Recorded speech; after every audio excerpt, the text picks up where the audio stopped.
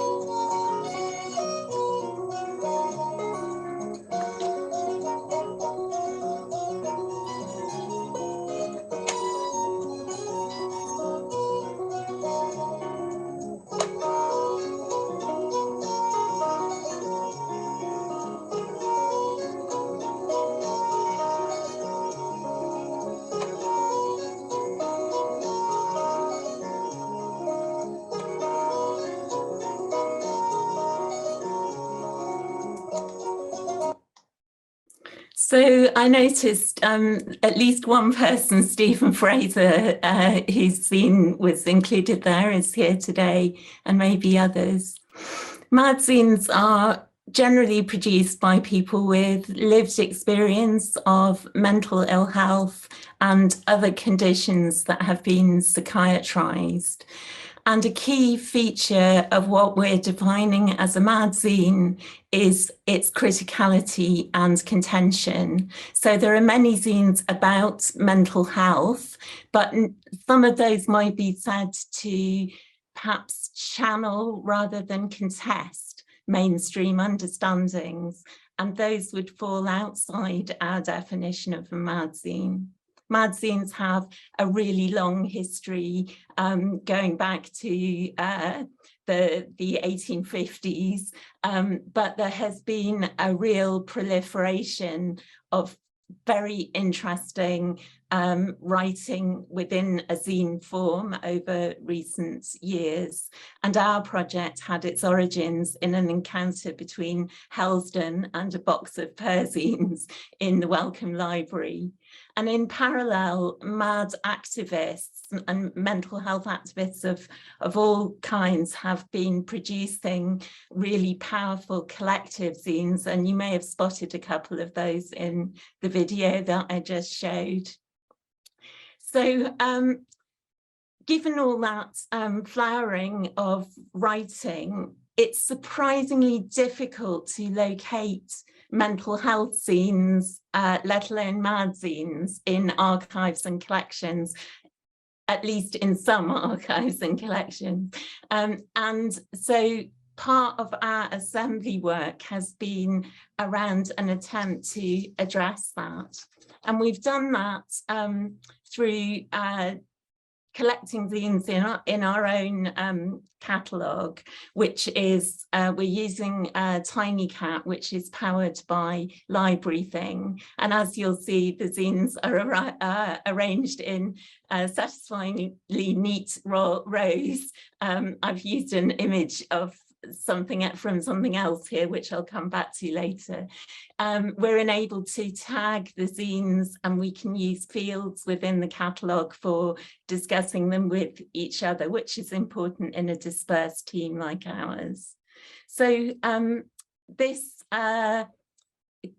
assembly work, I guess, is part of our broader work on the project, which has involved spending time with zines, thinking with and not just about them, to use Arthur Frank's term. He talks about thinking with stories, moving zines around, making zines ourselves and making zines with other people, which then are feeding back into our catalogue, and thinking about methods. We've also been networking with other people with an interest in MadZines, and really well supported by some people who are here today, like Lee and Kirsty and others. So our catalogue, and I mentioned its neat rows, is one way in which we've been assembling zines. But it sometimes feels as though zines have been assembling themselves. Behind the sofa cushions in our houses, on our kitchen tables, on our bedside tables, and in the bottom of our rucksacks. It sometimes feels as if the call to assemble zines is coming not just from ourselves as researchers, but from these zines. And that's perhaps in line with our interest in zines, not just as inert objects, but as having agency, as something that does something, as zines that do something. So I've been really interested listening to the talks today in the number of references to kind of synergies, to the idea of different things coming together. And I think our sense is, my sense is that in our project, the organised catalogue is in some sense complemented by the more organic aspects of our work, which I might use the word seamful, which we've got from reading Paula Cameron's work, which has been really helpful for us, more rough-edged. And that kind of hybridity seems to be key to our research. It reminded me of this drawing done with the left and right hand simultaneously. And I think we're bringing together not only different aspects in the project, but different aspects of our researcher selves. And again, that chimes with others' comments. So I just wanted to finish with some questions we're grappling with. I don't have time to say much about these, but we're wondering how and where zines are assembling and who else is calling them to assemble. We're wondering about what is or can be set in motion when they do assemble, and that links to some thorny ethical questions. We're wondering how we can continue to build and develop our MadZine catalogue, and in particular, what, if anything, should happen to it when our project ends next summer.